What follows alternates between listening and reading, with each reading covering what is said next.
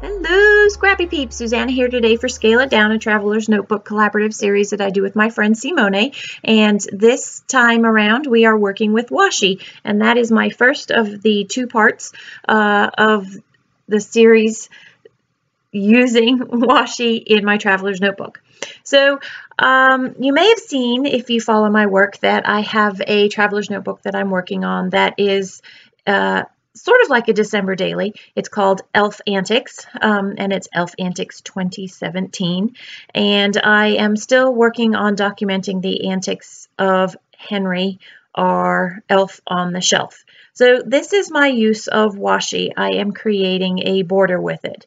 My original intent had been to actually create an L with it, kind of like wrapping paper, or the ribbon over wrapping paper, only I abandoned that idea, and it just wasn't going to work across the page, and things just kind of led me in a different direction. So I have 3 strips of washi, and that is my washi for this layout. And I love that with washi, it's thin, so it doesn't add too much bulk to your Traveler's Notebook spread.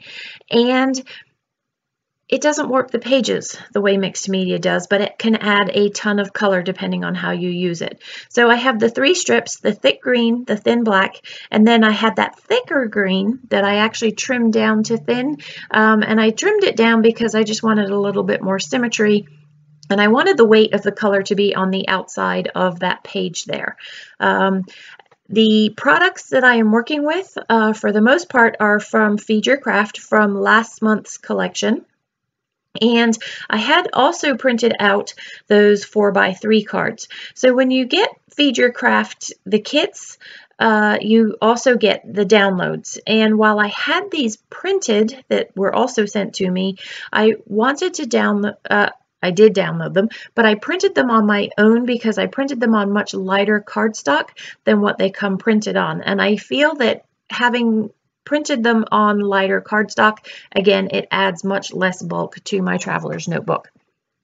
So I cut down the 6x8 pattern paper to 4x8, and that's going to go on the left-hand side, and then the photo is going to be on the right-hand side. Now, you saw me, and I intentionally left this in that I struggled with how this was going to work. Originally, I was going to do a line of the washi strips running across the page, but that wasn't going to work for me. And then I really didn't like the way that I felt like the page was divided with the pattern paper on that left-hand side, but ultimately ends up working because of the weight of the darker elements that I'm going to add to the page. So that is going to go on the left-hand side. And then I found that little label that says wonderful on the left-hand side that is going to go at the top, and that is going to go level. And so the darkness of the green in that outside of the label will match the darkness that's in the photo in the blurry background, and that's actually the Christmas tree that is behind Henry as he's playing spaghetti pickup sticks.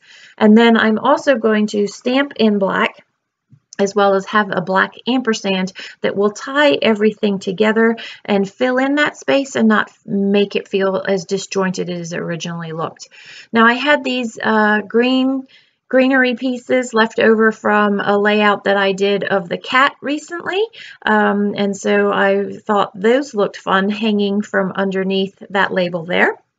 So I just kind of left them free floating for a little bit of dimension.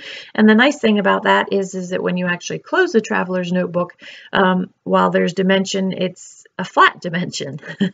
Mimicking the greenery that is on that 4x3 card that's on the top left of that screen there, I used 3 of the Echo Park enamel dots to mimic the berries.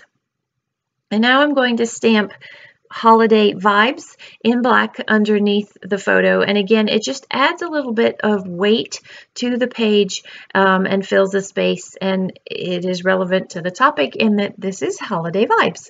I have the numbers from the number kit that was also released, or the number stamps that were also released at the same time from Feed Your Craft, and I wasn't sure where to put them. I kind of liked them on the photo, but I felt like the photo was so busy that the numbers would get lost there. So I decided to stamp them in that circle down the bottom there.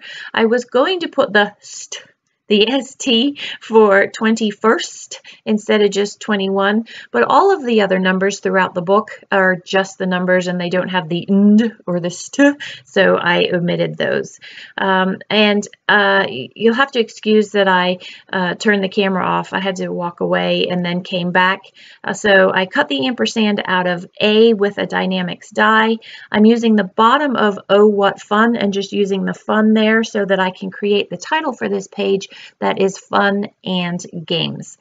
I'm going to use those alphas to the left-hand side from Echo Park, which I also got in a Tuesday morning haul. So I have a fair number of those, which is good. They'll come in handy for all of my Christmas pages, and then I'm going to use those to do games, and then I'm going to journal between holiday vibes and fun and games. And actually my journaling ends up being spread out. I've got a little bit in that wonderful label at the top left, and then the rest of it is finished underneath the photo there.